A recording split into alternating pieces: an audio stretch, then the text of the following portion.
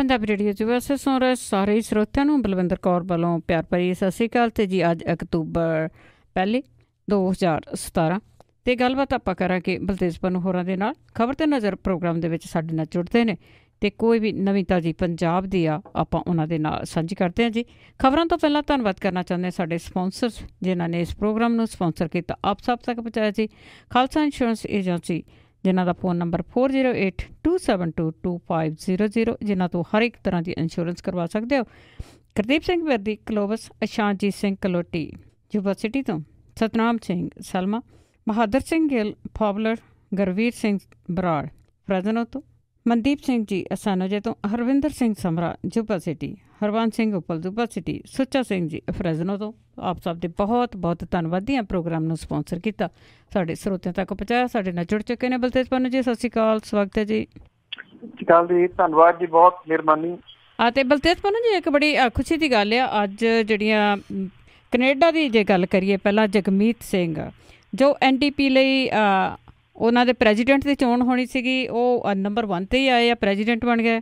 ਬਿਲਕੁਲ ਜੀ, ਐਕਚੁਅਲੀ ਕਿਉਂ ਹੈ ਜੀ ਕਿ ਜਦੋਂ ਇਤਿਹਾਸ ਜਿਹੜੇ ਲਿਖੇ ਜਾਂਦੇ ਆ, ਜਦੋਂ ਇਤਿਹਾਸ ਬਣਦੇ ਆ ਉਦੋਂ ਜਿਹੜੇ ਉਸ ਸਮੇਂ ਦੇ ਉੱਤੇ ਵਿਚਰਨ ਵਾਲੇ ਹੁੰਦੇ ਆ ਜੀ ਨਾਲ, ਉਹ ਵੀ ਇਤਿਹਾਸ ਦਾ ਹੀ ਇੱਕ ਹਿੱਸਾ ਉਹ ਹੁੰਦੇ ਨੇ। ਤੋ ਮੇਰੇ ਖਿਆਲ ਆਪਾਂ ਲੋਕ ਜਿਹੜੀ ਇਹ ਇੱਕ ਬਹੁਤ ਵੱਡੀ ਅਚੀਵਮੈਂਟ ਦੇ ਰੂਪ ਦੇ ਵਿੱਚ ਜਿਹੜਾ ਉਹ ਦੇਖ ਰਹੇ ਆ ਜੀ। ਜਦੋਂ ਆਉਣ ਵਾਲੀਆਂ ਨਸਲਾਂ ਜਿਹੜੀਆਂ ਨੇ ਜੀ ਉਹ ਪੁੱਛਿਆ ਕਰਨਗੀਆਂ ਕਿ ਉਦੋਂ ਜਦੋਂ ਇਤਿਹਾਸ ਲਿਖਿਆ ਗਿਆ ਸੀ ਉਦੋਂ ਕਿਹੋ ਜਿਹਾ ਮਾਹੌਲ ਸੀ, ਕੀ ਕੁਛ ਹੋਇਆ ਸੀਗਾ। ਸੋ ਅਸੀਂ ਸਾਰੇ ਲੋਕ ਜਿਹੜਾ ਜੀ ਆਪਣੇ ਆਪ ਦੇ ਵਿੱਚ ਇੱਕ ਇਤਿਹਾਸ ਉਹ ਦੇਖ ਰਹੇ ਹਾਂ, ਚਾਹੇ ਉਹ ਮਾੜੀਆਂ ਘਟਨਾਵਾਂ ਦਾ, ਚਾਹੇ ਉਹ ਚੰਗੀਆਂ ਘਟਨਾਵਾਂ ਦਾ ਹੈ। NDP ਜਿਹੜੀ ਕਿ ਨੈਸ਼ਨਲ ਡੈਮੋਕ੍ਰੈਟਿਕ ਪਾਰਟੀ ਕੈਨੇਡਾ ਦੀ ਜਿਹੜੀ ਉਹ ਹੈ, ਔਰ ਅਕਸਰ ਇੱਕ ਗੱਲ ਜਿਹੜੀ ਹੈ ਜੀ ਇਸ ਪਾਰਟੀ ਦੇ ਬਾਰੇ ਕਹੀ ਜਾਂਦੀ ਹੈ ਕਿ ਮਜ਼ਦੂਰਾਂ ਦੀ ਜਿਹੜੀ ਹੈ ਜੀ ਇਹ ਉਹਨਾਂ ਦੀ ਨੁਮਾਇੰਦਗੀ ਕਰਦੀ ਇਹ ਪਾਰਟੀ ਹੈ। ਉਸ ਪਾਰਟੀ ਦੇ ਵੱਲੋਂ ਜਿਹੜਾ ਜੀ ਰੰਗ ਭੇਦ ਦੀਆਂ ਇੰਨਾ ਕੁਛ ਜਿਹੜਾ ਜੀ ਉਹ ਚੱਲਦਾ ਰਹਿੰਦਾ, ਨਸਲੀ ਵਿਤਕਰਿਆਂ ਦੀਆਂ ਗੱਲਾਂ ਚੱਲਦੀਆਂ ਰਹਿੰਦੀਆਂ ਨੇ। ਇਹਨਾਂ ਸਾਰੀਆਂ ਚੀਜ਼ਾਂ ਨੂੰ ਬਿਲਕੁਲ ਸਾਈਡ ਲਾਈਨ ਕਰਕੇ ਇੱਕ ਗੁਰਸਿੱਖ ਜਿਹੜਾ ਜੀ ਜਿਹੜੇ ਦਸਤਾਰਧਾਰੀ ਔਰ ਸਰੂਪ ਦੇ ਵਿੱਚ ਜਿਹੜਾ ਵਿਅਕਤੀ ਹੈ ਜੀ ਉਹਦਾ ਇਸ ਪਾਰਟੀ ਦਾ ਪ੍ਰੈਜ਼ੀਡੈਂਟ ਬਣ ਜਾਣਾ, ਮੈਂ ਸਮਝਦਾ ਜੀ ਕਿ ਇਹ ਬਹੁਤ ਵੱਡੀ ਘਟਨਾ ਇਸ ਦਹਾਕੇ ਦੀ ਜਾਂ ਇਸ ਸੈਂਚੁਰੀ ਦੀ ਵੀ ਜਿਹੜੀ ਆ ਉਹ ਕਹੀ ਜਾ ਸਕਦੀ ਹੈ। ਉਹ ਇਹ ਗੱਲਾਂ ਜਿਹੜੀਆਂ ਜੀ ਉਹ ਕੱਲ੍ਹ ਵਾਲੀਆਂ ਨੇ ਕਿ ਇਹ ਪਾਰਟੀ ਜਿਹੜੀ ਉਹ ਸੱਤਾ ਦੇ ਵਿੱਚ ਆਉਂਦੀ ਹੈ ਨਹੀਂ ਆਉਂਦੀ ਹੈ, ਇਹ ਸਾਰੀਆਂ ਗੱਲਾਂ ਜਿਹੜੀਆਂ ਜੀ ਉਹ ਬਾਅਦ ਦੇ ਵਿੱਚ ਨੇ। ਮੈਨੂੰ ਯਾਦ ਹੈ ਕਿ ਤਕਰੀਬਨ 1999 ਜਾਂ 98 ਦੇ ਵਿੱਚ ਉੱਥੋਂ ਦੇ ਇੱਕ ਅੰਗਰੇਜ਼ੀ ਅਖਬਾਰ ਨੇ ਜਿਹੜਾ ਟੋਰਾਂਟੋ ਤੋਂ ਛਪਦਾ ਬਹੁਤ ਵੱਡਾ, ਉਹਦੇ ਵਿੱਚ ਸ਼ਾਇਦ ਹਾरून ਸਦੀਕੀ ਸਨ ਜੇ ਮੈਂ ਗਲਤ ਨਾ ਹੋਵਾਂ, ਤਾਂ ਉਹਨਾਂ ਨੇ ਇੱਕ ਆਰਟੀਕਲ ਲਿਖਿਆ ਸੀਗਾ ਉਦੋਂ, ਮੈਨੂੰ ਉਹ ਇਸ ਕਰਕੇ ਉਹ ਯਾਦ ਆ ਗਿਆ ਕਿ ਉਹਨਾਂ ਨੇ ਇਹ ਕਿਹਾ ਸੀਗਾ ਕਿ ਕੈਨੇਡਾ ਦੇ ਵਿੱਚ ਜਿਵੇਂ ਇਮੀਗ੍ਰਾਂਟ ਜਿਹੜੇ ਆ ਜੀ ਉਹ ਸਿਆਸਤ ਦੇ ਵਿੱਚ ਹਿੱਸਾ ਲੈ ਰਹੇ ਆ, ਇਹ ਤੋਂ ਲੱਗਦਾ ਹੈ ਕਿ ਕੋਈ ਏਸ਼ੀਅਨ ਕਿਸੇ ਟਾਈਮ ਜਿਹੜਾ ਜੀ ਉਹ ਪ੍ਰਧਾਨ ਮੰਤਰੀ ਦੇ ਅਹੁਦੇ ਤੱਕ ਜਿਹੜਾ ਉਹ ਪਹੁੰਚ ਸਕਦਾ ਹੈ। ਕਦੀ ਕਿਸੇ ਨੇ ਉਦੋਂ ਇਹ ਨਹੀਂ ਸੀ ਸੋਚਿਆ ਇਸ ਤਰ੍ਹਾਂ ਕੋਈ ਜਗਮੀਤ ਸਿੰਘ ਜਿਹੜਾ ਜੀ ਉਹ ਸਿਆਸਤ ਦੇ ਵਿੱਚ ਆਊਗਾ, ਕਿਉਂਕਿ ਮੈਂ ਜਗਮੀਤ ਸਿੰਘ ਉਹਨਾਂ ਨੂੰ ਨਿੱਜੀ ਤੌਰ ਦੇ ਉੱਤੇ ਵੀ ਜਾਣਦਾ ਜੀ। ਜਦੋਂ ਉਹ ਸਿਆਸਤ ਦੇ ਵਿੱਚ ਆਏ ਨੇ ਉਦੋਂ ਤੋਂ ਹੀ ਉਹਨਾਂ ਨੂੰ ਜਿਹੜਾ ਜੀ ਉਹ ਜਾਣਦਾ। ਉਹਨਾਂ ਦੀ ਇਹ ਜਿਹੜੀ ਜਿੱਤ ਹੈ ਜੀ ਇਹ ਕੋਈ ਤੁੱਕਾ ਨਹੀਂ ਗਾ। ਸ਼ਾਇਦ ਕੁਛ ਲੋਕਾਂ ਨੂੰ ਇਹ ਲੱਗਦਾ ਹੋਵੇ ਕਿ ਸ਼ਾਇਦ ਐਵੇਂ ਤੀਰ ਤੁੱਕਾ ਜਿਹੜਾ ਜੀ ਉਹ ਲੱਗ ਗਿਆ, ਨਹੀਂ, ਇਹ ਬੜੇ ਉਹ ਕੈਲਕੂਲੇਟਡ ਜਿਹੜੀ ਹੈ ਸਿਆਸਤ ਦੀ ਖੇਡ ਜਿਹੜੀ ਹੈ ਖੇਡੀ ਹੈ ਇਹਨੂੰ ਉਹ ਖੇਡਦੇ ਨੇ। ਔਰ ਜਿਹੜੀ ਸਭ ਤੋਂ ਜਿਹੜੀ ਜਗਮੀਤ ਸਿੰਘ ਹੋਰਾਂ ਦੀ ਜਿਹੜੀ ਮੈਂ ਮਹਿਸੂਸ ਕਰਦਾ ਜੀ ਉਹ ਉਹਨਾਂ ਦੀ ਹਲੀਮੀ ਹੈ, ਉਹਨਾਂ ਦੇ ਵਿੱਚ ਬਹੁਤ ਧਰਮਾ ਹੈ ਔਰ ਦੂਸਰੇ ਦੀ ਜਿਹੜੀ ਗੱਲ ਸੁਣਨ ਦਾ ਹੀਆ ਉਹਨਾਂ ਦੇ ਵਿੱਚ ਬਹੁਤ ਵੱਡਾ, ਔਰ ਉਹ ਆਪਣੀ ਦਲੀਲ ਦੇ ਨਾਲ ਜਿਹੜਾ ਜੀ ਵਿਰੋਧੀ ਵਿਚਾਰ ਵਾਲੇ ਨੂੰ ਵੀ ਕਾਇਲ ਕਰ ਲੈਂਦੇ ਆ। ਇਹ ਪ੍ਰਾਪਤੀ ਹੈ ਜੀ ਇਸ ਨੌਜਵਾਨ ਦੀ, ਔਰ ਜਿਹੜੇ ਯੂਥ ਹੈ ਉਹ ਤਾਂ ਮੈਂ ਸਮਝਦਾ ਜੀ ਕਿ ਜਗਮੀਤ ਸਿੰਘ ਹੋਰਾਂ ਦੇ ਸ਼ੁਰੂ ਤੋਂ ਹੀ ਬਹੁਤ ਵੱਡਾ ਜਿਹੜਾ ਉਹ ਸਪੋਰਟਰ ਰਿਹਾ। ਸੋ ਇਹ ਕੈਨੇਡਾ ਦੇ ਲੋਕਾਂ ਦੀ ਜਿੱਤ ਜਿਹੜੀ ਹੈ ਜੀ ਉਹ ਕਹੀ ਜਾ ਸਕਦੀ ਹੈ। ਕੈਨੇਡੀਅਨ ਲੋਕ ਜਿਨ੍ਹਾਂ ਦੇ ਬਾਰੇ ਕਿਹਾ ਜਾਂਦਾ ਜੀ ਕਿ ਇਹ ਉਹ ਧਰਤੀ ਹੈ ਜਿੱਥੇ ਦੁਨੀਆ ਦੇ ਹਰ ਮੁਲਕ ਤੋਂ ਵਿਅਕਤੀ ਜਿਹੜੇ ਆ ਜੀ ਉਹ ਵਸਦੇ ਆ, ਵੱਖੋ ਵੱਖਰੇ ਰੰਗਾਂ ਵਾਲੇ ਲੋਕ ਜਿਹੜੇ ਆ ਜੀ ਵਸਦੇ ਆ। ਇਹ ਬਹੁਤ ਵੱਡੀ ਦਰਿਆ ਦਿਲੀ ਜਿਹੜੀ ਹੈ ਜੀ ਉਹ ਕਹੀ ਜਾ ਸਕਦੀ ਹੈ ਕਿ ਇਸ ਤਰ੍ਹਾਂ ਜਿਹੜਾ ਇੱਕ ਵਿਅਕਤੀ ਉਹ ਏਡੇ ਉੱਚੇ ਅਹੁਦੇ ਤੱਕ ਔਰ ਏਡੇ ਵੱਡੇ ਮਾਰਜਨ ਦੇ ਨਾਲ ਜਿਹੜਾ ਜੀ ਉਹ ਪਹੁੰਚਣ। ਬਿਲਕੁਲ ਜੀ, ਕਈ ਚੀਜ਼ਾਂ ਪੰਜਾਬ ਦੇ ਵਿੱਚ ਵਸਦੀਆਂ ਇਹੋ ਜਿਹੀਆਂ ਜਿਹੜੀਆਂ ਨਹੀਂ ਦੇਖਣ ਨੂੰ ਮਿਲਦੀਆਂ, ਜਿਹੜੀਆਂ ਦੂਜੀਆਂ ਕੰਟਰੀਆਂ ਦੇ ਵਿੱਚ ਆਣ ਕੇ ਆਪਣੀ ਪਹਿਚਾਣ ਬਣਾ ਕੇ ਇਹੋ ਜਿਹਾ ਕੰਮ ਕਰਨੇ ਆ। ਅਤੇ ਅੱਗੇ ਆਪਾਂ ਪੰਜਾਬ ਵੱਲ ਵੱਧਦੇ ਹਾਂ। ਗੁਰਦਾਸਪੁਰ ਦਾ ਚੋਣ ਅਖਾੜਾ ਆ, ਉਸ ਦੇ ਵਿੱਚ ਆਮ ਆਦਮੀ ਪਾਰਟੀ ਨੂੰ ਝਟਕੇ ਬਿਲਕੁਲ ਜੀ, ਇਹ ਝਟਕੇ ਜਿਹੜੇ ਆ ਇਹ ਲੱਗ ਰਹੇ ਆ ਜਦੋਂ ਵਿਧਾਨ ਸਭਾ ਦੀਆਂ ਚੋਣਾਂ ਤੋਂ ਪਹਿਲਾਂ ਪਾਰਟੀ ਜਿਹੜੀ ਜੀ ਪਰ ਤੋੜ ਰਹੀ ਸੀਗੀ ਇੱਥੇ ਜਿਹੜਾ ਦੀ ਸੱਤਾ ਦੇ ਵਿੱਚ ਆਉਣ ਦੇ ਵਾਸਤੇ, ਤੇ ਉਦੋਂ ਜਿੰਨੇ ਲੋਕ ਸਨ ਇਵਨ ਬਾਹਰ ਵੀ ਜਿਹੜਾ ਦੀ ਇੱਕ ਵੱਡੀ ਚੀਜ਼ ਜਿਹੜੀ ਆ ਜੀ ਉਹ ਛਾਈ ਰਹਿੰਦੀ ਸੀ ਉਦੋਂ ਕਿ ਦੂਜੀਆਂ ਪਾਰਟੀਆਂ ਦੇ ਵਿੱਚੋਂ ਜਿਹੜੇ ਕੱਢੇ ਛੱਡੇ ਲੋਕ ਨੇ ਉਹਨਾਂ ਨੂੰ ਇਹ ਪਾਰਟੀ ਲੈ ਕੇ ਆਪਣੇ ਵਿੱਚ ਗਲਤੀ ਕਰ ਰਹੀ ਹੈ। ਔਰ ਪਾਰਟੀ ਨੇ ਜਿਹੜੀਆਂ ਉਦੋਂ ਟਿਕਟਾਂ ਵੰਡੀਆਂ ਸੀਗੀਆਂ ਇਹਨਾਂ ਲੋਕਾਂ ਦੇ ਉੱਤੇ ਭਰੋਸਾ ਕਰਕੇ ਸ਼ਾਇਦ ਉਹ ਲੋਕਾਂ ਨੇ ਰਿਜੈਕਟ ਵੀ ਜਿਹੜਾ ਦੀ ਉਹ ਕੀਤਾ, ਉਹਦਾ ਖਮਿਆਜ਼ਾ ਵੀ ਪਾਰਟੀ ਨੂੰ ਭੁਗਤਣਾ ਪਿਆ। ਪਰ ਅਜੇ ਵੀ ਉਹ ਗਲਤੀਆਂ ਜਿਹੜੀਆਂ ਦੀ ਉਹ ਸਾਹਮਣੇ ਆ ਰਹੀਆਂ ਨੇ। ਲਗਾਤਾਰ ਝਟਕੇ ਜਿਹੜੇ ਆ ਦੀ ਆਮ ਆਦਮੀ ਪਾਰਟੀ ਨੂੰ ਲੱਗ ਰਹੇ ਆ। 3 ਦਿਨ ਪਹਿਲਾਂ ਜਿਹੜੇ ਦੀ ਕੁਝ ਨੇਤਾ ਮਾਝੇ ਦੇ ਉਹ ਛੱਡ ਕੇ ਪਾਰਟੀ ਨੂੰ ਗਏ ਸਨ। ਈਵਨ ਮਾਝਾ ਜ਼ੋਨ ਦਾ ਜਿਹਨੂੰ ਕਨਵੀਨਰ ਤੱਕ ਜਿਹੜਾ ਦੀ ਉਹ ਬਣਾਇਆ ਹੋਇਆ ਸੀ ਉਹ ਵੀ ਛੱਡ ਗਿਆ ਸੀ, ਜਿਹੜਾ ਕਿ ਬਿਕਰਮ ਸਿੰਘ ਮਜੀਠੀਆ ਹੋਰਾਂ ਦੇ ਨੇੜਲਾ ਕਿਹਾ ਜਾਂਦਾ ਹੈ। ਇਹ ਚੀਜ਼ਾਂ ਜਿਹੜੀਆਂ ਸੀਗੀਆਂ ਦੀ ਪਾਰਟੀ ਨੂੰ ਸਮਝ ਉਦੋਂ ਨਹੀਂ ਲੱਗੀਆਂ, ਹੁਣ ਉਹ ਭੁਗਤਣੇ ਜਿਹੜੇ ਉਹ ਪੈ ਰਹੇ ਆ। ਇਸੇ ਤਰੀਕੇ ਦੇ ਨਾਲ ਜੋਗਿੰਦਰ ਸਿੰਘ ਚੀਨਾ ਨੇ, ਜਿਨ੍ਹਾਂ ਨੇ ਦੀਨਾਨਗਰ ਤੋਂ ਵਿਧਾਨ ਸਭਾ ਦੀ ਚੋਣ ਲੜੀ ਸੀਗੀ, ਉਹਨਾਂ ਨੇ ਪਾਰਟੀ ਨੂੰ ਛੱਡ ਦਿੱਤਾ ਜੀ ਔਰ ਭਾਰਤੀ ਜਨਤਾ ਪਾਰਟੀ ਦੇ ਵਿੱਚ ਜਿਹੜਾ ਦੀ ਉਹ ਸ਼ਾਮਲ ਹੋ ਗਏ ਨੇ। ਗੁਰਦਾਸਪੁਰ ਲੋਕ ਸਭਾ ਜਿਹੜਾ ਜ਼ਿਮਨੀ ਚੋਣ ਹੈ ਜੀ, ਇਹਦੇ ਵਿੱਚ ਚੀਨਾ ਦੀ ਜਿਹੜੀ ਜੀ ਉਹ ਪਾਰਟੀ ਛੱਡਣੀ ਇੱਕ ਤੋਂ ਬਾਅਦ ਦੂਸਰਾ ਜਿਹੜਾ ਅਗਲਾ ਝਟਕਾ ਕਿਹਾ ਜਾ ਸਕਦਾ ਜੀ। ਇਹ ਕਿਹਾ ਜਾ ਰਿਹਾ ਜੀ ਕਿ ਚੀਨੇ ਉਹਨਾਂ ਨੇ ਦੋਸ਼ ਇਹ ਲਾਇਆ ਕਿ ਆਮ ਆਦਮੀ ਪਾਰਟੀ ਜਿਹੜੀ ਹੈ ਜੀ ਉਹ ਸਿਧਾਂਤਾਂ ਤੋਂ ਭਟਕ ਗਈ ਆ ਤੇ ਇਹ ਪ੍ਰਾਈਵੇਟ ਕੰਪਨੀ ਜਿਹੜੀ ਆ ਉਹ ਬਣ ਕੇ ਰਹਿ ਗਈ ਆ। ਸੋ ਜਿਹੜੇ ਜੋਗਿੰਦਰ ਸਿੰਘ ਚੀਨਾ ਨੇ, ਜਦੋਂ ਉਹਨਾਂ ਨੂੰ ਟਿਕਟ ਮਿਲੀ ਸੀਗੀ ਉਦੋਂ ਸ਼ਾਇਦ ਪ੍ਰਾਈਵੇਟ ਕੰਪਨੀ ਨਹੀਂ ਸੀਗੀ, ਪਰ ਜਿਹੜੇ ਲੋਕ ਸਿਆਸਤ ਕਰਨਾ ਜਿਹੜਾ ਜੀ ਇਸ ਟਾਈਪ ਦੀ ਗਿੱਝੇ ਹੋਏ ਨੇ, ਕਦੀ ਉਸ ਪਾਸੇ ਵੱਲ ਕਦੀ ਉਸ ਪਾਸੇ ਵੱਲ, ਜਿੱਥੋਂ ਕੁਛ ਮਿਲਦਾ ਦਿਸਿਆ ਉਧਰ ਨੂੰ ਤੁਰ ਪਏ, ਉਹਨਾਂ ਤੋਂ ਆਸ ਜਿਹੜੀ ਹੈ ਜੀ ਇਹੀ ਸੀਗੀ। ਇਹ ਐਕਸਪੈਕਟਡ ਸੀਗੇ ਜਿਹੜੇ ਝਟਕੇ ਲੱਗ ਰਹੇ ਨੇ। ਸ਼ਾਇਦ ਆਉਂਦੇ ਦਿਨਾਂ ਦੇ ਦੌਰਾਨ ਹੋਰ ਅਜੇ ਲੱਗਣਗੇ ਕਿਉਂਕਿ 11 ਤਰੀਕ ਦੇ ਵਿੱਚ ਅਜੇ ਕਾਫੀ ਦਿਨ ਪਏ ਆ। ਜੀ ਜੀ ਜੀ, ਬੜਾ ਕੁਛ ਹੋਊਗਾ ਜੀ। ਤੇ ਅੱਗੇ ਆਪਾਂ ਅਕਾਲੀ ਦਲ ਲਈ ਜਿਹੜੀ ਮੁਸੀਬਤ ਬਣੇ ਹੋਏ ਨੇ ਸੁੱਚਾ ਸਿੰਘ ਲੰਗਾ, ਉਹਨਾਂ ਨੇ ਪਾਰਟੀ ਨੂੰ ਲੰਗੜੀ ਕਰ ਦਿੱਤਾ। ਬਿਲਕੁਲ ਜੀ, ਅਕਸਰ ਇੱਕ ਜਿਹੜੀ ਪੰਜਾਬੀ ਦੀ ਕਹਾਵਤ ਹੈ ਨਾ ਜੀ, ਉਹ ਕਹਿੰਦੀ ਹੁੰਦੀ ਕੋਈ ਮੱਝ ਮਰ ਗਈ ਤੇ ਚਿੱਚੜ ਆਪੇ ਮਰ ਜਾਣਗੇ, ਪਰ ਕਈ ਵਾਰੀ ਚਿੱਚੜ ਵੀ ਮੱਝ ਨੂੰ ਲੈ ਬੈਂਦੇ ਆ। ਕੁਛ ਏਦਾਂ ਦੇ ਹਾਲਾਤ ਜਿਹੜੇ ਆ ਜੀ ਉਹ ਬਣੇ ਹੋਏ ਆ, ਉਹ ਚਾਹੇ ਵਿਰਸਾ ਸਿੰਘ ਵਲਟੋਹਾ ਹੋਵੇ ਤੇ ਚਾਹੇ ਉਹਦੇ ਵਰਗੇ ਹੋਰ ਹੋਣ, ਜਿਨ੍ਹਾਂ ਨੇ ਤੁਰੰਤ ਜਿਹੜਾ ਜੀ ਬਿਆਨ ਜਾਰੀ ਕਰਤੇ ਸੀਗੇ ਜਦੋਂ ਸੁੱਚਾ ਸਿੰਘ ਲੰਗਾ ਦੇ ਉੱਤੇ ਮੁਕੱਦਮਾ ਦਰਜ ਹੋਇਆ ਕਿ ਇਹ ਰਾਜਨੀਤੀ ਤੋਂ ਪ੍ਰੇਰਿਤ ਹੈ, ਇਹ ਬਿਲਕੁਲ ਝੂਠਾ ਕੇਸ ਜਿਹੜਾ ਜੀ ਉਹ ਪਾਇਆ ਗਿਆ। ਹੁਣ ਸਵਾਲ ਇਹ ਸੀਗਾ ਕਿ ਇੱਕ ਇਹਦੇ ਵਿੱਚ ਜਦੋਂ ਖਬਰਾਂ ਆਈਆਂ ਤਾਂ ਸਾਹਮਣੇ ਇਹ ਦੱਸਿਆ ਗਿਆ ਕਿ ਔਰਤ ਨੇ ਇੱਕ ਵੀਡੀਓ ਜਿਹੜੀ ਆ ਜੀ ਉਹ ਪੁਲਿਸ ਨੂੰ ਸੌਂਪੀ ਆ।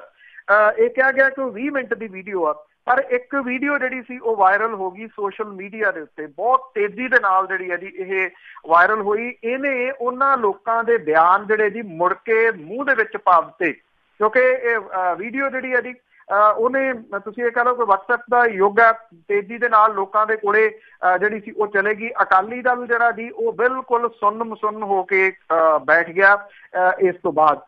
ਹਾਲਾਂਕਿ ਹੁਣ ਜਿਹੜੀਆਂ ਖਬਰਾਂ ਆ ਰਹੀਆਂ ਨੇ ਕਿ ਅਕਾਲੀ ਦਲ ਨੇ ਸੁੱਚਾ ਸਿੰਘ ਲੰਗਾ ਨੂੰ ਅਕਾਲੀ ਦਲ ਦੇ ਵਿੱਚੋਂ ਜਿਹੜਾ ਜੀ ਉਹ ਕੱਢ ਦਿੱਤਾ, ਪਰ ਜਿਵੇਂ ਕਹਿੰਦੇ ਨੇ ਕਿ ਜਿਹੜਾ ਡੈਮੇਜ ਸੀਗਾ ਜੀ ਉਹ ਤਾਂ ਹੋ ਗਿਆ ਬਹੁਤ ਵੱਡਾ।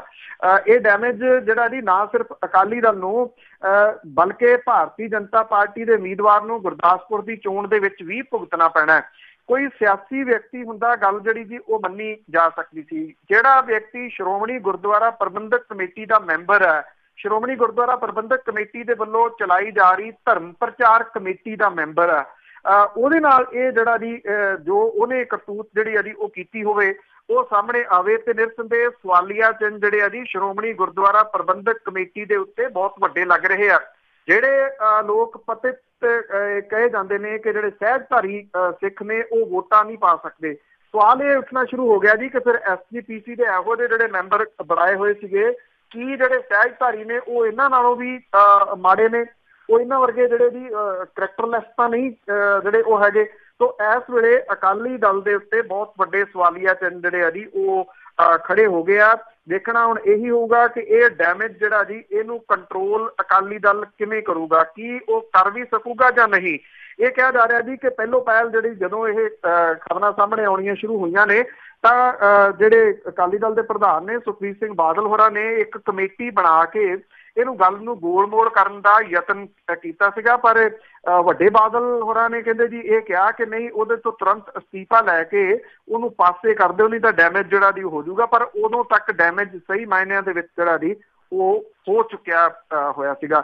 ਬੇਸ਼ੱਕ ਸਵਾਲੀਆ ਚਿੰਨ੍ਹ ਜਿਹੜੇ ਆ ਜੀ ਉਹ ਪੁਲਿਸ ਦੇ ਉੱਤੇ ਵੀ ਲੱਗ ਰਹੇ ਆ ਕਿ ਜੇ ਉਹਦੇ ਕੋਲੇ ਵੀਡੀਓ ਗਈ ਸੀ ਤੇ ਇਹ ਵੀਡੀਓ ਜਿਹੜੀ ਆ ਜੀ ਫਿਰ ਵਾਇਰਲ ਕਿਵੇਂ ਹੋਈ। ਕਿਤੇ ਨਾ ਕਿਤੇ ਸਿਆਸਤ ਤਾਂ ਇਹਦੇ ਵਿੱਚ ਜਿਹੜੀ ਆ ਜੀ ਉਹ ਹੈਗੀ ਆ, ਸਿਆਸਤ ਸਾਈਡ ਦੇ ਉੱਤੇ। ਪਰ ਇੱਕ ਧਾਰਮਿਕ ਦਿਖਣ ਵਾਲਾ ਵਿਅਕਤੀ ਜਿਹੜਾ ਹਮੇਸ਼ਾ ਕੰਟਰੋਵਰਸ਼ੀਅਲ ਜਿਹੜਾ ਦੀ ਉਹ ਰਿਹਾ, ਚਾਹੇ ਉਹ ਸਲਵਿੰਦਰ ਸਿੰਘ ਵਾਲਾ ਕੇਸ ਹੋਵੇ, ਚਾਹੇ ਉਦੋਂ ਪਹਿਲਾਂ ਵਸਣ ਸਿੰਘ ਜਫਰਵਾਲ ਦੂਜਾ ਤੀਜਾ ਜਿੰਨਾ ਕਾਂਡ ਸੀਗੇ ਜੀ ਉਹ ਰਹੇ ਹੋਣ। ਬਹੁਤੇ ਲੋਕਾਂ ਨੇ ਜਿਨ੍ਹਾਂ ਨੇ ਫਾਰਮ ਹਾਊਸ ਆਪਣੇ ਪਹਾੜਾਂ ਵਗੈਰਾ 'ਚ ਬਣਾਏ ਹੋਏ ਆ, ਇਹ ਸ਼ਾਇਦ ਪਹਿਲਾ ਵਿਅਕਤੀ ਸੀਗਾ ਜੀ ਜਿਹਨੇ ਸਰਹੱਦ ਦੇ ਉੱਤੇ ਆਪਣਾ ਜਿਹੜਾ ਜੀ ਉਹ ਫਾਰਮ ਹਾਊਸ ਬਣਾਇਆ ਹੈ। ਔਰ ਉੱਥੇ ਕੀ ਕੁਛ ਹੁੰਦਾ ਰਿਹਾ, NIA ਨੇ ਜਦੋਂ ਇਹਦੀ ਇਨਵੈਸਟੀਗੇਸ਼ਨ ਕੀਤੀ ਆ ਬਹੁਤ ਕੁਛ ਉਹਦੇ ਹੱਥ ਲੱਗ ਗਿਆ ਸੀਗਾ। ਪਰ ਬਾਦਲਾਂ ਦੀ ਮਿਹਰਬਾਨੀ ਸੈਂਟਰ ਦੇ ਵਿੱਚੋਂ ਇਹਨੂੰ ਉਦੋਂ ਵੀ ਬਚਾ ਲਿਆਈ ਸੀ। ਜੀ ਜੀ ਬਿਲਕੁਲ, ਬਹੁਤ ਕੁਛ ਦਿਖਾਇਆ ਵੀ ਗਿਆ ਸੀ ਅੱਧਾ ਪਚੱਧਾ। ਤੇ ਅੱਗੇ ਆਪਾਂ ਗੱਲ ਕਰ ਲੈਂਦੇ SGPC ਦੀ। ਉਸ ਦਾ ਪ੍ਰਧਾਨ ਬਡੂੰਗਰ ਕਾਫੀ ਘਿਰ ਚੁੱਕਾ ਜੀ ਕਮਿਸ਼ਨ ਦੀ ਖੜਕੇ 'ਚ। ਬਿਲਕੁਲ ਜੀ, ਐਕਚੁਅਲੀ ਇਸ ਤਰ੍ਹਾਂ ਹੈ ਜੀ ਕਿ ਜਿਹੜੀਆਂ ਇਹਨਾਂ ਨੇ ਹੱਥਾਂ ਨਾਲ ਦਿੱਤੀਆਂ ਸੀਗੀਆਂ ਜੀ ਉਹ ਹੁਣ ਮੂੰਹ ਨਾਲ ਵੀ ਖੁੱਲ ਨਹੀਂ ਰਹੀਆਂ। ਔਰ ਜੋ ਕੁਛ ਗੁਰੂ ਗ੍ਰੰਥ ਸਾਹਿਬ ਦੀ ਜਿਹੜੀ ਬੇਅਦਬੀ ਹੋਈ ਸੀ, ਉਹ ਜਿਹੜੀਆਂ ਘਟਨਾਵਾਂ ਹੋਈਆਂ ਉਹਨੂੰ ਲੈ ਕੇ ਇੱਕ ਕਮਿਸ਼ਨ ਜੋਰਾ ਸਿੰਘ ਕਮਿਸ਼ਨ ਬਣਾਇਆ ਸੀਗਾ ਪਿਛਲੀ ਅਕਾਲੀ BJP ਸਰਕਾਰ ਨੇ। ਜੋਰਾ ਸਿੰਘ ਕਮਿਸ਼ਨ ਨੇ ਵੋਟਾਂ ਪੈਣ ਤੋਂ ਕੁਝ 6 ਮਹੀਨੇ ਪਹਿਲਾਂ ਆਪਣੀ ਰਿਪੋਰਟ ਜਿਹੜੀ ਆ ਜੀ ਉਹ ਸਬਮਿਟ ਕਰਵਾਤੀ ਸੀ, ਪਰ ਸਰਕਾਰ ਨੇ ਉਹ ਰਿਪੋਰਟ ਦੱਬ ਲਈ। ਸ਼ਾਇਦ ਕਿਤੇ ਨਾ ਕਿਤੇ ਜੋਰਾ ਸਿੰਘ ਕਮਿਸ਼ਨ ਨੇ ਵੀ ਕੁਛ ਨਾ ਕੁਛ ਉਹਦੇ ਵਿੱਚ ਜਿਹੜਾ ਜੀ ਉਹ ਕਿਹਾ ਹੋਇਆ ਸੀਗਾ।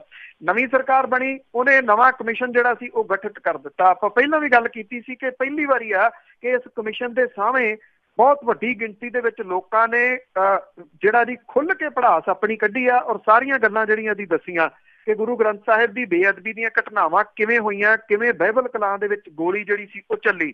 ਜਦੋਂ ਹੁਣ ਜਿਹੜਾ ਜੀ ਸਮਨਿੰਗ ਕੀਤੀ ਗਈ ਹੈ ਇਸ ਮਾਮਲੇ ਦੇ ਉੱਤੇ, ਕਿਰਪਾਲ ਸਿੰਘ ਬਡੂੰਗਰ ਦਾ ਜਿਹੜਾ ਬਿਆਨ ਆ ਜੀ ਉਹਦੀ ਚਫੇਰਿਓਂ ਨਖੇਧੀ ਜਿਹੜੀ ਆ ਉਹ ਹੋ ਰਹੀ ਆ। ਵੱਖ-ਵੱਖ ਜਿਹੜੀਆਂ ਜਥੇਬੰਦੀਆਂ ਨੇ ਦਮਦਮੀ ਟਕਸਾਲ ਵਾਲੇ ਉਹਦੇ ਨਾਲ ਆ ਕੇ ਜ਼ਰੂਰ ਜਿਹੜਾ ਜੀ ਉਹ ਖੜ ਗਏ ਆ ਕਿ ਇਉਂ ਕਿਸੇ ਨੂੰ ਨਹੀਂ ਸੱਦਿਆ ਜਿਹੜਾ ਜੀ ਉਹ ਜਾ ਸਕਦਾ। ਇੱਕ ਗੱਲ ਬੜੀ ਕਲੀਅਰ ਆ ਜੀ, ਜਿਹੜਾ ਜਸਟਿਸ ਰਣਜੀਤ ਸਿੰਘ ਕਮਿਸ਼ਨ ਆ ਉਹਨੇ ਅਕਾਲ ਤਖਤ ਦੇ ਜਿਹੜੇ ਜਥੇਦਾਰ ਨੇ ਉਹਨਾਂ ਨੂੰ ਸੰਮਨ ਨਹੀਂ ਕੀਤੇ ਕਿ ਉਹ ਪੇਸ਼ ਹੋਣ ਜਾਂ ਉਹ ਰਿਕਾਰਡ ਲੈ ਕੇ ਆਉਣ। ਜਸਟਿਸ ਰਣਜੀਤ ਸਿੰਘ ਕਮਿਸ਼ਨ ਨੇ ਸ਼੍ਰੋਮਣੀ ਗੁਰਦੁਆਰਾ ਪ੍ਰਬੰਧਕ ਕਮੇਟੀ ਦੇ ਪ੍ਰਧਾਨ ਨੂੰ ਵੀ ਜਿਹੜਾ ਜੀ ਸੰਮਨ ਨਹੀਂ ਕੀਤੇ। ਇਹਨਾਂ ਦੇ ਵਿੱਚ ਇਹ ਲਿਖਿਆ ਗਿਆ ਕਿ ਰਿਕਾਰਡ ਜਿਹੜਾ ਅਕਾਲ ਤਖਤ ਦਾ ਰਿਕਾਰਡ ਹੈ ਜਿਹਦੇ ਵਿੱਚ ਹੁਕਮਨਾਮਾ ਜਾਰੀ ਕੀਤਾ ਗਿਆ, ਫਿਰ ਉਹਨੂੰ ਰੱਦ ਕੀਤਾ ਗਿਆ ਮਾਫੀ ਵਾਲਾ, ਉਹਦਾ ਰਿਕਾਰਡ ਤੇ ਜਿਹੜਾ ਜੀ ਇਹਦੇ ਨਾਲ ਜਿਹੜੇ 92 ਲੱਖ ਰੁਪਏ ਦੇ ਇਸ਼ਤਿਹਾਰ ਉਹਨੂੰ ਦਿੱਤੇ ਗਏ ਸੀ ਉਹਦਾ ਰਿਕਾਰਡ ਜਿਹੜਾ ਜੀ ਚਾਹੇ ਕੋਈ ਆਪਣਾ ਨੁਮਾਇੰਦਾ ਭੇਜ ਦਿਓ ਉਹ ਲੈ ਕੇ ਆਵੇ। ਇਹਨੂੰ ਇੱਕ ਟਰਮ ਦਿੱਤਾ ਗਿਆ ਕਿ ਜੀ ਜਥੇਦਾਰ ਨੂੰ ਸੱਦਿਆ ਗਿਆ, ਜਥੇਦਾਰ ਨੂੰ ਨਹੀਂ ਸੱਦਿਆ ਗਿਆ ਜੀ ਇਸ ਸੰਬੰਧ ਦੇ ਵਿੱਚ। ਹੁਣ ਜਿਹੜਾ ਜੀ ਉਹ ਚਫੇਰੇ ਘਿਰ ਰਹੇ ਨੇ। ਕੱਲ ਮੇਰੀ ਗੱਲ ਹੋਈ ਸੀ ਜੀ ਭਾਈ ਰਣਜੀਤ ਸਿੰਘ ਹੋਰਾਂ ਦੇ ਨਾਲ, ਉਹਨਾਂ ਨੇ ਵੀ ਇਹ ਗੱਲ ਜਿਹੜੀ ਕਲੀਅਰ ਕੀਤੀ ਸੀ ਕਿ ਅਕਾਲ ਤਖਤ ਦਾ ਰਿਕਾਰਡ ਪਹਿਲਾਂ ਵੀ ਹਾਈ ਕੋਰਟ ਤੇ ਸੁਪਰੀਮ ਕੋਰਟ ਦੇ ਵਿੱਚ ਵੀ ਕਈ ਕੇਸਾਂ ਦੇ ਵਿੱਚ ਜਾਂਦਾ ਰਿਹਾ। ਇੱਕ ਕੇਸ ਦਾ ਹਵਾਲਾ ਉਹਨਾਂ ਨੇ ਦਿੱਤਾ ਸੀਗਾ ਕੇਰ ਸਿੰਘ ਹੋਰਾਂ ਵਾਲਾ, ਜਿਹੜੇ ਇੰਦਰਾ ਗਾਂਧੀ ਦੇ ਕਤਲ ਮਾਮਲੇ ਦੇ ਵਿੱਚ ਫਾਹੇ ਜਿਹੜਾ ਜੀ ਉਹ ਲਾਏ ਗਏ ਸਨ, ਕਿ ਉਦੋਂ ਵੀ ਅਕਾਲ ਤਖਤ ਦਾ ਰਿਕਾਰਡ ਅਦਾਲਤਾਂ ਦੇ ਵਿੱਚ ਗਿਆ ਸੀ ਕਿ ਇਹਨਾਂ ਨੇ ਉੱਥੋਂ ਅੰਮ੍ਰਿਤ ਜਿਹੜਾ ਉਹ ਛਕਿਆ ਸੀਗਾ। ਦੂਜਾ ਜਿਹੜਾ ਸਵਾਲ ਹੈ ਜੀ, ਜਿਹੜਾ ਸਿੱਖ ਜੁਡੀਸ਼ੀਅਲ ਗੁਰਦੁਆਰਾ ਕਮਿਸ਼ਨ ਹੈ ਉਹ ਵੀ ਕੇਂਦਰ ਦੀ ਸਰਕਾਰ ਦਾ ਗਠਿਤ ਕੀਤਾ ਹੋਇਆ। ਸ਼੍ਰੋਮਣੀ ਗੁਰਦੁਆਰਾ ਪ੍ਰਬੰਧਕ ਕਮੇਟੀ ਨੂੰ ਜਦੋਂ ਵੀ ਕੋਈ ਜਿਹੜੀ ਗੱਲ ਹੁੰਦੀ ਹੈ ਤਾਂ ਉਸ ਕਮਿਸ਼ਨ ਦੇ ਸਾਹਮਣੇ ਪੇਸ਼ ਹੋਣਾ ਪੈਂਦਾ। ਇਹ ਉਹੋ ਜਿਹਾ ਹੀ ਕਮਿਸ਼ਨ ਹੈ ਜਿਹੋ ਜਿਹਾ ਜਸਟਿਸ ਰਣਜੀਤ ਸਿੰਘ ਵਾਲਾ ਕਮਿਸ਼ਨ ਹੈ ਜੀ।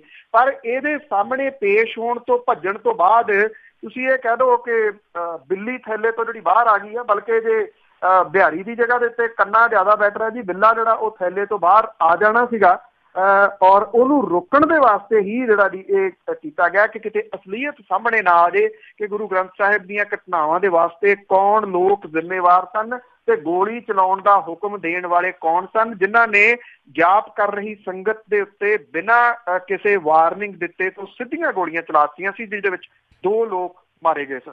ਬਿਲਕੁਲ ਜੀ, ਜੇ ਸੱਚ ਹੀ ਹੈਗਾ ਤਾਂ ਫਿਰ ਪੁੱਛਗਿੱਛ ਦੇ ਵਿੱਚ ਕੀ ਗੱਲ ਹੈ? ਸੰਗਤ ਦਾ ਫੈਸਲਾ ਸੀ ਜਿਸ ਦੇ ਇਸ਼ਤਿਹਾਰ ਦਿੱਤੇ ਗਏ ਸੀਗੇ।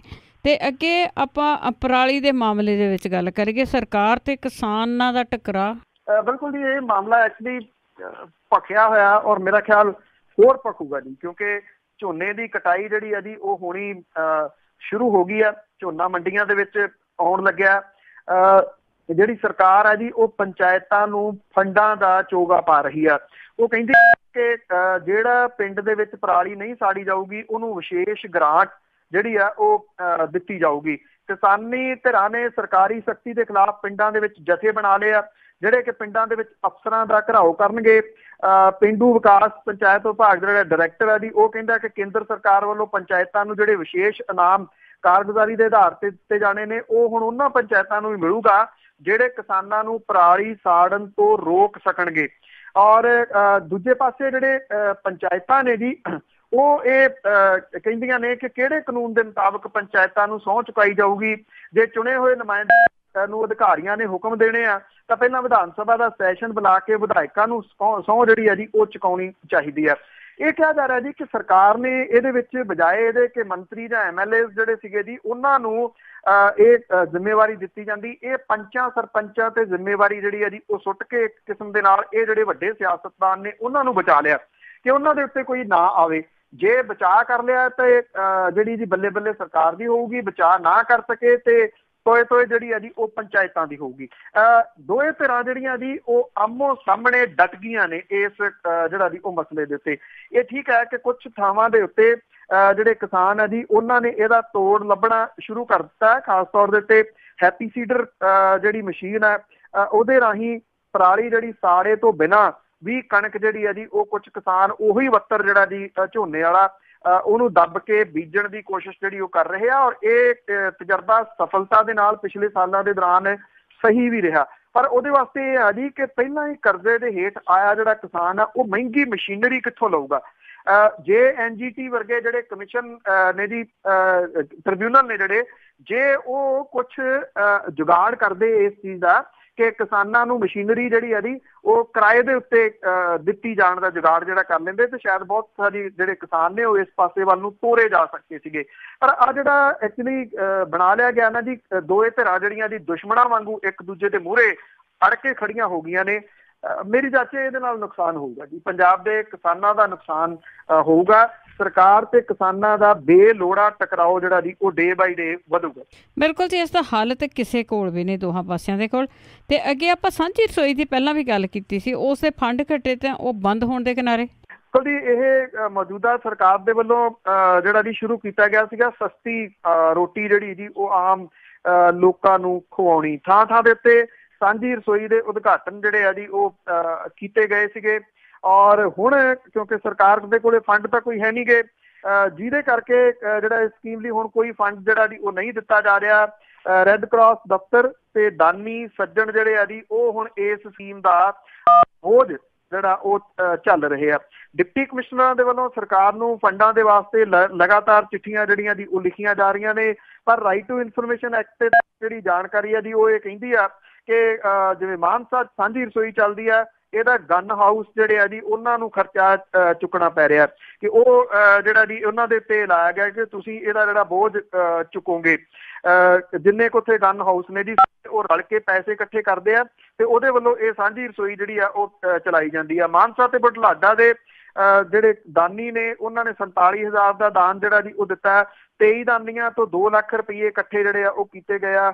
10 ਰੁਪਏ ਦੇ ਵਿੱਚ ਪ੍ਰਤੀ ਥਾਲੀ ਰੋਟੀ ਜਿਹੜੀ ਆ ਜੀ ਉਹ ਚਲਾਈ ਜਾ ਰਹੀ ਹੈ। ਬਰਨਾਲਾ ਪ੍ਰਸ਼ਾਸਨ ਦੇ ਵੱਲੋਂ ਤਪਾ ਮੰਡੀ ਦੇ ਵਿੱਚ ਜਿਹੜੀ ਸਾਂਝੀ ਰਸੋਈ ਚਲਾਈ ਜਾ ਰਹੀ ਹੈ ਇਹਦੇ ਵਾਸਤੇ sheller union, RPA, pesticide union ਵਾਲੇ ਇਹਨਾਂ ਸਾਰਿਆਂ ਨੂੰ ਜਿਹੜਾ ਜੀ ਉਹ ਦਾਨ ਦੇਣ ਦੇ ਵਾਸਤੇ ਤੁਸੀਂ ਇਹ ਕਹਿ ਲਓ ਕਿ ਡੰਡਾ ਜਿਹੜਾ ਜੀ ਵਿਖਾਇਆ ਗਿਆ ਤੇ ਇਹ ਦਾਨ ਦੇ ਰਹੇ ਨੇ। ਫਿਰੋਜ਼ਪੁਰ ਦੇ ਵਿੱਚ ਸਾਂਝੀ ਜਿਹੜੀ ਰਸੋਈ ਸ਼ੁਰੂ ਹੋਈ ਸੀ ਇੱਥੇ ਵੀ RPA ਐਸੋਸੀਏਸ਼ਨ ਸ਼ੈਲਰ ਮਾਲਕ ਜਿਹੜੇ ਨੇ ਜੀ ਉਹ ਦਾਨ ਦੇ ਰਹੇ ਨੇ ਤੇ ਉਹਦੇ ਨਾਲ ਇਹ ਸਾਂਝੀ ਰਸੋਈਆਂ ਜਿਹੜੀਆਂ ਜੀ ਉਹ ਚੱਲ ਰਹੀਆਂ ਨੇ।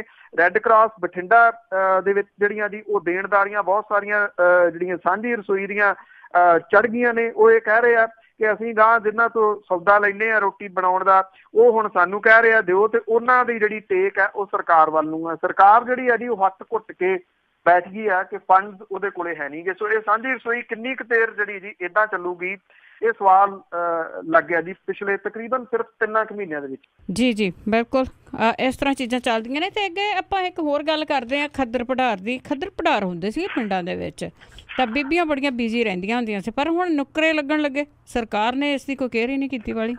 ਐਕਚੁਅਲੀ ਜੀ ਜਿਹੜੇ ਪੰਜਾਬ ਵਾਲੇ ਸਾਰੇ ਜਾਣਦੇ ਨੇ ਜੀ। ਕਿਸੇ ਟਾਈਮ ਬੜੀ ਇੱਕ ਅਹਿਮੀਅਤ ਹੁੰਦੀ ਸੀ ਇਹਨਾਂ ਦੇ ਖੱਦਰ ਭੰਡਾਰ ਦੀ। ਸਰਕਾਰੀ ਤੌਰ ਦੇ ਉੱਤੇ ਜਿਹੜਾ ਜੀ ਇਹ ਚਲਾਏ ਜਾਂਦੇ ਸੀਗੇ। ਵੈਸੇ ਟਾਵੇਂ ਅਜੇ ਵੀ ਜਿਹੜੇ ਆ ਉਹ ਹੈਗੇ ਆ। ਇੱਥੇ ਪਟਿਆਲੇ ਦੇ ਵਿੱਚ ਵੀ 3 ਜਗ੍ਹਾ ਦੇ ਉੱਤੇ ਇਹ ਖੱਦਰ ਭੰਡਾਰ ਹੈਗੇ ਆ। ਅੱਜ ਕਿਉਂਕਿ 2 ਅਕਤੂਬਰ ਸਾਡੇ ਇੱਥੇ ਹੋ ਗਿਆ, ਸੋ 2 ਅਕਤੂਬਰ ਨੂੰ ਖੱਦਰ ਭੰਡਾਰ ਦੇ ਕੱਪੜਿਆਂ ਦੇ ਉੱਤੇ ਬੜੀ ਛੋਟ ਮਿਲਦੀ ਸੀਗੀ ਤੇ ਲੋਕ ਉਦੋਂ ਜਿਹੜੇ ਆ ਜੀ ਖਰੀਦੋ ਫਰੋਖਤ ਕਰਿਆ ਕਰਦੇ ਸਨ ਇਹਨਾਂ ਖੱਦਰ ਭੰਡਾਰ ਤੋਂ। ਖਾਸ ਤੌਰ ਦੇ ਉੱਤੇ ਕੁੜਤੇ ਪੰਜਾਬੇ ਜਿਹੜੇ ਨੇ ਜੀ ਉਹ ਇਸ ਖੱਦਰ ਦੇ ਜਾਇਆ ਕਰਦੇ ਸਨ, ਕਿਉਂਕਿ ਸਿਆਲ ਆਉਣ ਵਾਲਾ ਹੁੰਦਾ ਸੀਗਾ ਤੇ ਉਹਦੇ ਵਾਸਤੇ ਇਸ ਕੱਪੜੇ ਦੀ ਉਚੇਚੇ ਤੌਰ ਦੇ ਉੱਤੇ ਵਰਤੋਂ ਹੁੰਦੀ ਸੀਗੀ। ਨਵੇਂ ਕੱਪੜੇ ਜਿਹੜੇ ਜੀ ਉਹ ਆਉਣ ਕਰਕੇ ਜਿਹੜੇ ਲੋਕਾਂ ਦੀ ਬੇਰੁਖੀ ਜਿਹੜੀ ਸੀਗੀ ਜੀ ਉਹ ਖੱਦਰ ਭੰਡਾਰ ਵੱਲ ਹੋਣੀ ਸ਼ੁਰੂ ਹੋ ਗਈ ਤੇ ਮੁੜ ਕੇ ਜਿਹੜਾ ਸੀਗਾ ਜੀ ਸਰਕਾਰਾਂ ਨੇ ਵੀ ਇਹਨੂੰ ਸੰਭਾਲਿਆ ਨਾ, ਕਿਉਂਕਿ ਸਰਕਾਰੀ ਬਿਲਡਿੰਗਾਂ ਦੇ ਵਿੱਚ ਜਿਹੜਾ ਜੀ ਉਹ ਬਹੁਤੇ ਚੱਲਦੇ ਨੇ। ਹੁਣ ਹਾਲਾਤ ਜਿਹੜੇ ਪੰਜਾਬ ਦੇ ਵਿੱਚ ਖੱਦਰ ਭੰਡਾਰ ਨੇ ਇਹਨਾਂ ਦੇ ਇਹੋ ਜਿਹੇ ਨੇ ਜੀ ਕਿ ਕੇਂਦਰ ਦੀ ਸਰਕਾਰ ਨੇ ਵਰ੍ਹਿਆਂ ਪਹਿਲਾਂ ਕੁਝ ਜਿਹੜੀ ਇਹਦੀ ਰਾਸ਼ੀ ਇਹਨਾਂ ਨੂੰ ਦਿੱਤੀ ਸੀਗੀ। ਬਾਅਦ ਦੇ ਵਿੱਚ ਇਹ ਪਤਾ ਲੱਗਿਆ ਜੀ ਕਿ ਕੋਈ ਇਹਨਾਂ ਨੂੰ ਫੰਡਿੰਗ ਜਿਹੜੀ ਆ ਜੀ ਉਹ ਨਹੀਂ ਦਿੱਤੀ ਗਈ। ਥਾਂ ਦੇ ਉੱਤੇ ਜਿਹੜੇ ਖੁੱਲੇ ਖੱਦਰ ਭੰਡਾਰ ਨੇ ਉਹ ਹੌਲੀ ਆਪਣੀ ਹੋਂਦ ਜਿਹੜੇ ਆ ਜੀ ਉਹ ਗਵਾ ਚੁੱਕੇ ਆ। ਕੁਝ ਟਾਵੇਂ ਕਿਤੇ ਜਿਹੜੇ ਆ ਉਹ ਰਹਿੰਦੇ ਆ ਤੇ ਜਿਹੋ ਜਿਹੇ ਹਾਲਾਤ ਨੇ, ਜਿਵੇਂ ਫੰਡਿੰਗ ਵਗੈਰਾ ਉਹਨਾਂ ਨੂੰ ਮਿਲ ਨਹੀਂ ਰਹੀ ਪਹਿਲਾਂ, ਕਿਉਂਕਿ ਸਰਕਾਰ ਇਹਨਾਂ ਨੂੰ ਮੁਹੱਈਆ ਜਿਹੜਾ ਜੀ ਇਹ ਕੱਪੜਾ ਕਰਾਉਂਦੀ ਸੀਗੀ ਕੰਟਰੋਲ ਰੇਟਾਂ ਦੇ ਉੱਤੇ, ਔਰ ਆਮ ਲੋਕਾਂ ਦੀਆਂ ਇਹ ਦੁਕਾਨਾਂ ਸਨ। ਉੱਥੋਂ ਆਮ ਲੋਕ ਵੀ ਜਿਹੜਾ ਜੀ ਉਹ ਲੈਣਾ ਉਹਨਾਂ ਨੇ ਕੱਪੜਾ ਜਿਹੜਾ ਸੀ ਉਹ ਬੰਦ ਕਰਤਾ, ਔਰ ਖਾਸ ਤੌਰ ਦੇ ਉੱਤੇ ਜਿਹੜੀਆਂ ਸਬਸਿਡੀਜ਼ ਦੇ ਤੌਰ ਦੇ ਉੱਤੇ ਗਰੀਬਾਂ ਦੀ ਦੁਕਾਨ ਇਹ ਕਹੀ ਜਾਂਦੀ ਹੁੰਦੀ ਸੀਗੀ ਉਹ ਇੱਕ ਕਿਸਮ ਦੇ ਨਾਲ ਜਿਹੜੇ ਜੀ ਉਹ ਬੰਦ ਹੋ ਗਈਆਂ। ਵੈਸੇ ਇਹ ਵੀ ਇੱਕ ਸੱਚਾਈ ਹੈ ਕਿ ਲੋਕਾਂ ਨੇ ਵੀ ਜਿਹੜਾ ਸੀਗਾ ਜੀ ਇਹਨਾਂ ਦੁਕਾਨਾਂ ਤੋਂ ਮੂੰਹ ਮੋੜ ਲਿਆ, ਉਹ ਵੀ ਨੇਮ ਬ੍ਰਾਂਡ ਕੱਪੜਿਆਂ ਵੱਲ ਨੂੰ ਜਿਹੜਾ ਜੀ ਉਹ ਤੁਰ ਪਏ, ਜਿਹਦੇ ਕਰਕੇ ਕਿਸੇ ਸਮੇਂ ਵੱਡੀ ਪਛਾਣ ਰੱਖਦੇ ਖੱਦਰ ਭੰਡਾਰ ਜਿਹੜੇ ਸੀਗੇ ਜੀ ਉਹ ਤਕਰੀਬਨ ਮੁੱਕਣ ਦੇ ਕੰਢੇ ਤੇ ਪਹੁੰਚ ਗਏ। ਜੀ ਬਿਲਕੁਲ। ਤੇ ਅੱਗੇ ਆਪਾਂ ਗੱਲ ਕਰਦੇ ਅਖੀਰ ਦੇ ਵਿੱਚ ਇੱਕ ਸ਼ਰਾਬ ਦੇ ਕਾਰੋਬਾਰੇ ਦੀ, ਉਸ ਨੂੰ ਪੁਲਿਸ ਨੇ ਬਿਨਾਂ ਕੱਪੜਿਆਂ ਦੇ ਚੱਕਿਆ, ਬੜੀ ਵੀਡੀਓ ਵੀ ਵਾਇਰਲ ਹੋ ਰਹੀ ਹੈ। ਬਿਲਕੁਲ ਜੀ, ਐਕਚੁਅਲੀ ਪੁਲਿਸ ਦੀ ਕੋਈ ਨਾ ਕੋਈ ਜਿਹੜਾ ਜੀ ਇਸ ਤਰ੍ਹਾਂ ਦਾ ਕਾਰਨਾਮਾ ਉਹ ਸਾਹਮਣੇ ਆਉਂਦਾ ਹੀ ਰਹਿੰਦਾ ਜੀ। ਹੋਇਆ ਇਹ ਆ ਕਿ ਸੰਗਰੂਰ ਡਿਸਟ੍ਰਿਕਟ ਦੇ ਵਿੱਚ ਪੈਂਦਾ ਇੱਕ ਸ਼ਰਾਬ ਦਾ ਕਾਰੋਬਾਰੀ ਸੀਗਾ ਜੀ, ਉਹਨੂੰ ਛਾਪਾ ਮਾਰਿਆ ਜਦੋਂ ਪੁਲਿਸ ਨੇ ਉਹਨੂੰ ਅਰੈਸਟ ਕਰਨ ਦੇ ਵਾਸਤੇ, ਤੇ ਉਹਦੀ ਪਤਨੀ ਨੇ ਕਿਹਾ ਜੀ ਕਿ ਉਹ ਨਹਾ ਰਿਹਾ ਤੇ ਪੁਲਿਸ ਨੇ ਜਿਹੜਾ ਸੀਗਾ ਜੀ ਬਾਥਰੂਮ ਦਾ ਬੂਹਾ ਖੋਲ ਕੇ ਉਹਨੂੰ ਜਿਹੜਾ ਜੀ ਮਹਿਜ਼ ਇੱਕ ਕੱਪੜੇ ਦੇ ਵਿੱਚ ਹੀ ਜਿਹੜਾ ਜੀ ਉਹ ਫੜ ਕੇ ਲੈ ਗਈ। ਉਹਨੂੰ ਕੱਪੜੇ ਵੀ ਨਹੀਂ ਪਾਉਣ ਦਿੱਤੇ। ਜਿਹੜਾ ਪਰਿਵਾਰ ਸੀਗਾ ਉਹ ਤਰਲੇ ਮਿੰਨਤਾਂ ਕਰਦਾ ਰਿਹਾ ਕਿ ਤੁਹਾਡੇ ਕੋਲੇ ਕੋਈ ਵਾਰੰਟ ਹੈ ਤਾਂ ਉਹ ਦਿਖਾਓ ਇੱਥੋਂ ਦੀ ਤਲਾਸ਼ੀ ਦੇ। ਵਾਰੰਟ ਤਾਂ ਕੀ ਵਿਖਾਉਣੇ ਸੀ, ਉਹ ਫੜ ਕੇ ਲੈ ਗਏ ਜੀ। ਜਦੋਂ ਪੁਲਿਸ ਦੇ ਕੋਲੇ ਅਪਰੋਚ ਦਿਨ ਭਰ ਇਹ ਪਰਿਵਾਰ ਕਰਦਾ ਰਿਹਾ ਤਾਂ ਉਹਨੇ ਕਿਹਾ ਜੀ ਕਿ ਸਾਡੇ ਕੋਲੇ ਕੋਈ ਬੰਦਾ ਹੀ ਹੈ ਨੀਗਾ। ਉਹਦੀ ਬੇਟੀ ਨੇ ਐਕਚੁਅਲੀ ਦੱਸਤਾ ਕਿ ਜਿਹੜਾ ਜੀ ਤੁਹਾਡੀ ਸਾਰਾ ਕੁਝ ਇਹ CCTV 'ਚ ਕੈਦ ਹੋ ਰਿਹਾ, ਤੇ ਉਹਦੇ ਵਾਸਤੇ ਜਿਹੜਾ CCTV ਦੀ ਜਿੱਥੇ ਰਿਕਾਰਡਿੰਗ ਜਿਹੜੀ ਹੁੰਦੀ DVR ਦੇ ਵਿੱਚ, ਉਹਦੀ ਜਗ੍ਹਾ ਦੇ ਉੱਤੇ ਉਹ ਕੇਬਲ ਵਾਲਾ ਜਿਹੜਾ ਬਾਕਸ ਸੀਗਾ ਪੁਲਿਸ ਵਾਲੇ ਕਾਹਲੀ ਚੁੱਕ ਕੇ ਲੈ ਗਏ ਕਿ ਰਿਕਾਰਡਿੰਗ ਸਾਡੇ ਕੋਲੇ ਆ। ਪਰਿਵਾਰ ਦੇ ਕੋਲੇ ਰਿਕਾਰਡਿੰਗ ਸੀ ਜੀ। ਸ਼ਾਮ ਹੁੰਦਿਆਂ ਪਰਿਵਾਰ ਨੇ ਜਦੋਂ ਉਹ ਰਿਕਾਰਡਿੰਗ ਜਿਹੜੀ ਸੀ ਉਹ ਜਾਰੀ ਕਰ ਦਿੱਤੀ ਪੱਤਰਕਾਰਾਂ ਦੇ ਕੋਲੇ, ਤੇ ਫਿਰ ਪੁਲਿਸ ਨੇ ਜਿਹੜਾ ਜੀ ਮੰਨਿਆ ਕਿ ਹਾਂ ਸਵੇਰੇ ਛਾਪੇਮਾਰੀ ਜਿਹੜੀ ਅਜੀ ਕੀਤੀ ਸੀ ਉਹਦੇ ਵਿੱਚ ਬੰਦਾ ਅਸੀਂ ਫੜ ਕੇ ਜਿਹੜਾ ਜੀ ਉਹ ਲਿਆਂਦਾ।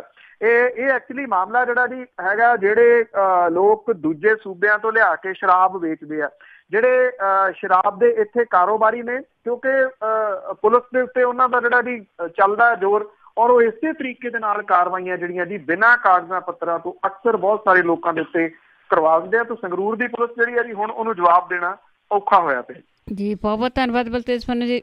ਮਿਹਰਬਾਨੀ ਜੀ, ਧੰਨਵਾਦ। ਸਤਿ ਸ਼੍ਰੀ ਅਕਾਲ ਜੀ। ਤੇ ਸਰੋਤੇ ਬਲਤੇਜ ਪੰਨੂ ਜੀ ਸਾਡੇ ਨਾਲ ਜੁੜਦੇ ਨੇ, ਕਰਦੇ ਨੇ ਖਬਰਾਂ। ਇਸੇ ਦੇ ਨਾਲ ਅੱਜ ਦਾ ਬੁਲਟਨ ਇੱਥੇ ਸਮਾਪਤ। ਅਗਲੇ ਬੁਲਟਨ ਤੱਕ ਬਲਵਿੰਦਰ ਕੌਰ ਵੱਲੋਂ ਪਿਆਰ ਭਰੀ ਸਤਿ ਸ਼੍ਰੀ ਅਕਾਲ।